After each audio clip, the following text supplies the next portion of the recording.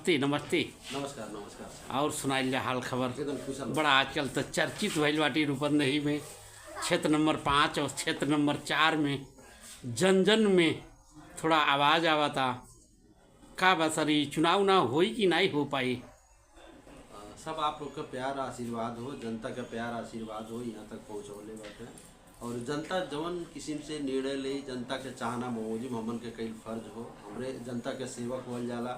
जनता के जवन मर्म बा, जवन समस्या बा, उस समस्या के उठान कैसे के मिली, उस समस्या के समाधान कैसे के मिली, कहाँ से के मिली, ओकरे प्रति हमरे पूर्ण रूप से आश्रित बाटिल जा, पूर्ण रूप से लगल बाटिल जा निरंतर। अब राजनीति हो, राजनीति के हिसाब से मान लिया जा अभिन की अवस्था का, अभिन की अवस्था परिवेश का कहता, अभिन निर्वाचन होबे करी कि ना कुछ सर्वे करी। अब वो परिस्थिति बताई यहाँ के समसामयिक विषय वस्तु का हो का नहीं हो, लेकिन अपन व्यक्तिगत रूप से अब पार्टी और हमन के कौन किस्म से आगे बढ़ेगा वह हिसाब से हमरे आगे बढ़ल जाता। राजनीतिक रूप से क्षेत्र नंबर 4 में गत निर्वाचन में हम लड़ल लाली, जनता पूर्ण रूप से सम्मानित वोट भी मर्चवार क्षेत्र से दिले बा।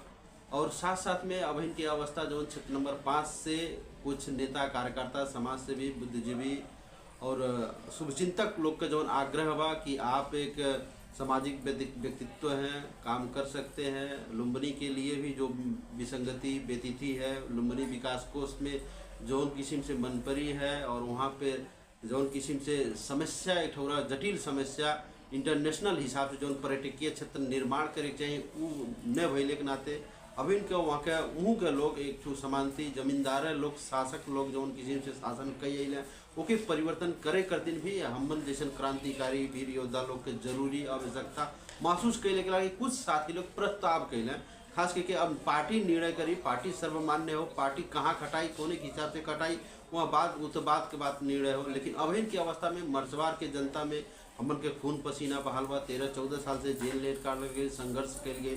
वहाँ के जनता वहाँ के जौन किस्म से समस्या बा, जौन किस्म से बेरोजगारी बा, कृषि के समस्या बा, भौतिक रूप से आप एक पत्रकार पेशा में रह के जंग बहादुर सर जौन किस्म से आप आवाज़ उठावल गई बा, बहुत ही सराहनीय आवाज़ उठावल गई बा। जगह जगह पे यही बेथरी में देखल जा, बनगाई में देखल जा, मर्चवार में देखल जा। भौगोलिक रूप से जौन किस्म से समस्या बा, भौतिक किस्म से जौन किस्म से समस्या बा, राजनीतिक रूप से जौन समस्या बा, आज से नहीं पहले से जब आप लोग यहाँ से बनगाई से शुरू होत रहा तो मर्यादपुर तक आप पेड़ नहीं कटत रहा, वो आप आवाज़ उठान कल गई बा, हमन के आवाज़ उठान कल गई। अब ही इतना त्याग तपस्या और आवाज़ उठौले के उपरांत भी देखल जाए दमकल नहीं व्यवस्थापन हो पावा था। दमकल में अब यार बैसाख जेठ में आई गेहूँ के जब सीजन आई तो फिर आग लगी हुई, फिर कितना तहस नहस घर आगजनी होला, कितना जन धन के क्षति होला, फिर भी उपाय नहीं हो पावा था। तो मर्चवार ऐसा क्षेत्र हो कि सबके मौका दहले बा। तो हमन के ई क्षेत्र हो गत निर्वाचन में हम 16,000 मत लेके हार ली।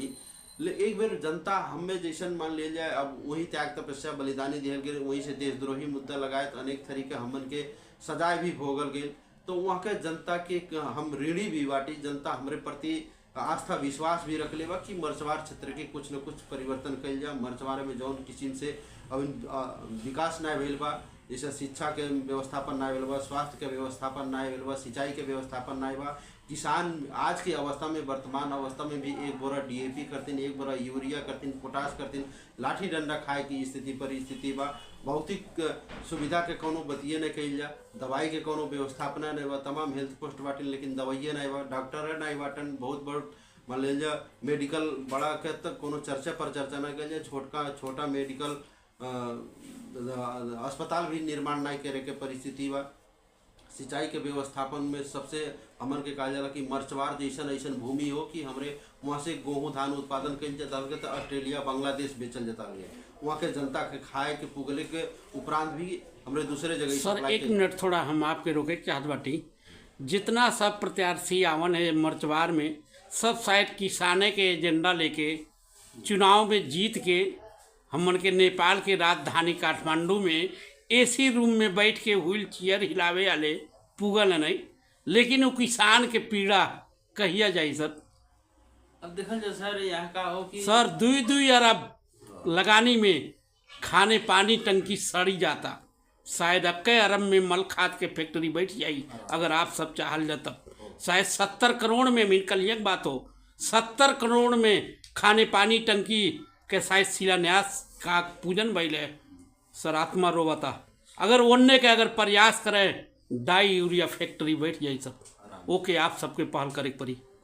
नहीं, आपके प्रश्न बहुत जायज हो देखल जा। जौन किस्म से लगानी बहुत से लगभग 1 दर्जन से ज़्यादा खाने पानी टैंकी जौन जीर्ण अवस्था में बा वो करोड़ों रुपया के लगानी के आज खाने पानी के टैंकी व्यवस्थापन ना होता, पानी सप्लाई ना हो पाता, वो उतना लगानी बेकार के बा। ओके मान लिहल जा करोड़ों रुपया लगल बा 2-4 लाख रुपया 10 लाख के अंदर के ना सब कुछ एस्टिमेट आए, लेकिन उतने लगाए के 10 लाख 5 लाख लगा के वो व्यवस्थापन ना। सर परासिया में कहीं बार हम तो अवलोकन करे ना पुग पहले बाटी हाँ। लेकिन शायद 45 करोड़ में कोनो डाई फैक्ट्री मने डाई यूरिया निकाले खातिर कोनो फैक्ट्री बैठल बा वहाँ हम अवलोकन करे की तैयारी में बाटी। अब कोनो दिन पुग सकली लेकिन अगर 2-2 अरब के खाने पानी टंकी बन सकाला रासायनिक मल जौन किस्म से व्यवस्थापन होता वो चीज़ के हमरे बढ़िया से बखूबी निभा सकल जाला, बखूबी कई सकल जाला।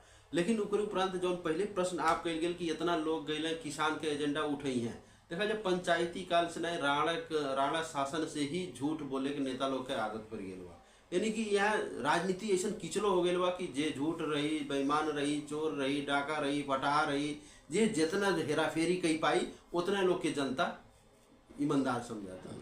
वही के प्रतिफल हो कि आज नेता लोग गद्दारी करे सीख गए, फैंसी शब्द प्रयोग कैल, लोभ लालच दिखौले, जात पात के नारा दहले। जब नजीक आवता निर्वाचन नजीक आवता तब पायल साड़ी। सर एक दिन लगभग 2 वालों हमरे लग फोन कैले रहने कि विकास ना हो पावता ही रोडवा देख लिया जा, तो हम कहली जे विकास करे वाला बा ओके मेघा समझ के आप लोग वोट नहीं दिया जाला और जे विकास करे वाला बा।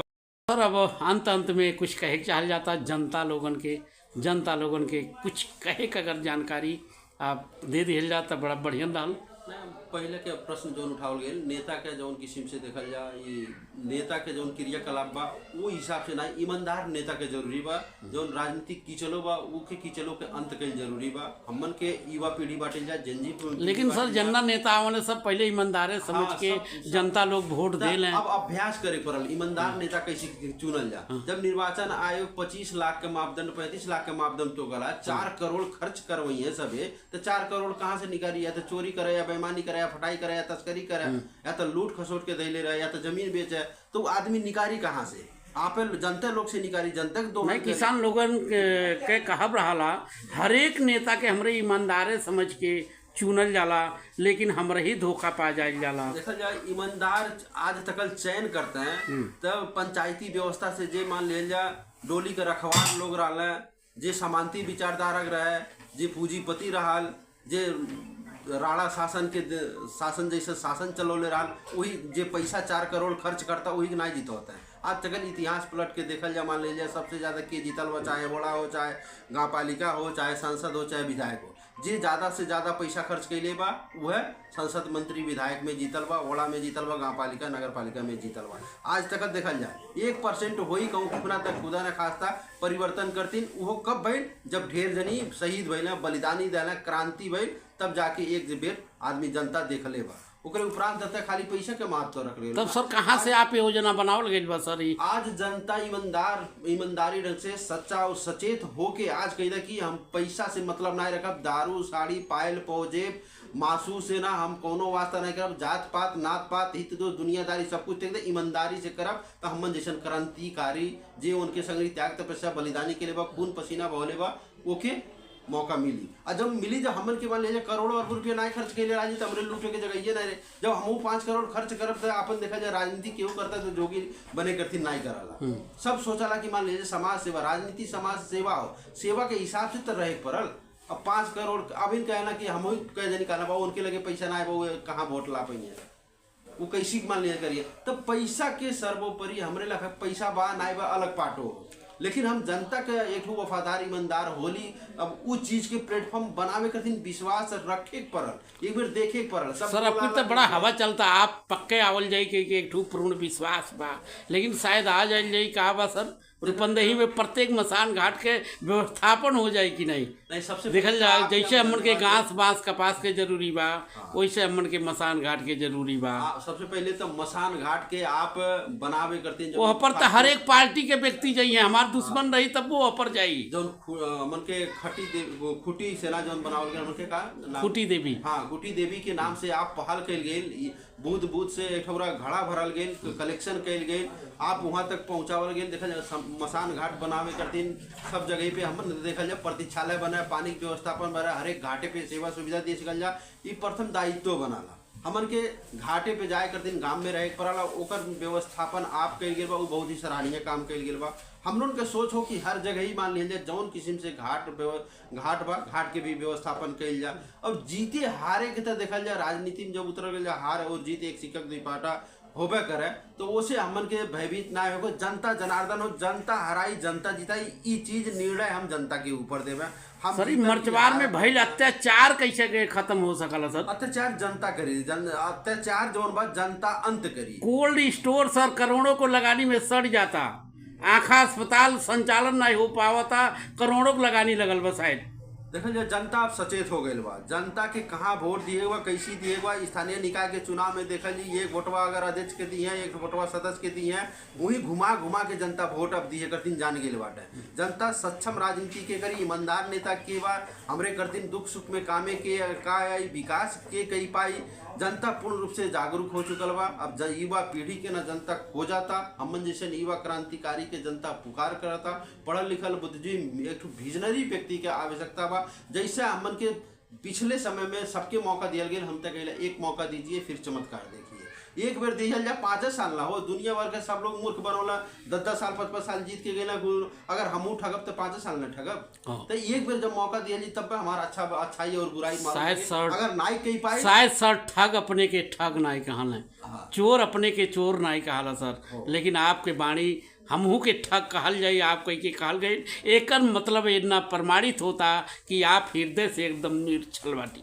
एकदम सर। अब तो हम हनुमान ना होली कि मतलब छाती छीर के दिखा दें, होती सीता तो ना होली कि अग्नि परीक्षा दे दें, लेकिन हम इतना गारंटी लेते कि 5 साल हमें मौका जो दिया जी, 5 साल के मैंडेट हो, 5 साल के ना हम टाइम में 2.5 साल का हमें मौका दिया। 2.5 साल के अंदर हम नया काम ना के दिखौली, आप लोग के विकास काम के ना दिखली, आपको समस्या समाधान कहीं के ना दिखौली, आपके दुख सुख के समस्या समाधान कहीं के ना दिखौली, तो हमें 2.5 साल के अंदर हमारा राजीनामा ले लेंगे, हम गारंटी के साथ। दर्शक लोग आप लोग सुनल गए हमारे जनमत पार्टी के केंद्रीय सचिव श्रीमान भूपेंद्र यादव जी, आज वहाँ को बाणी कस्तो लागे होला हजुरहरूलाई कस्तो लागे होला प्रतिक्रिया अवश्य दिनु होला भन्दै म जङ्गबहादुर यादव आफ्नो क्यामेरा यही अफ गर्दै बिदा हुन चाहन्छु। नमस्कार, धन्यवाद।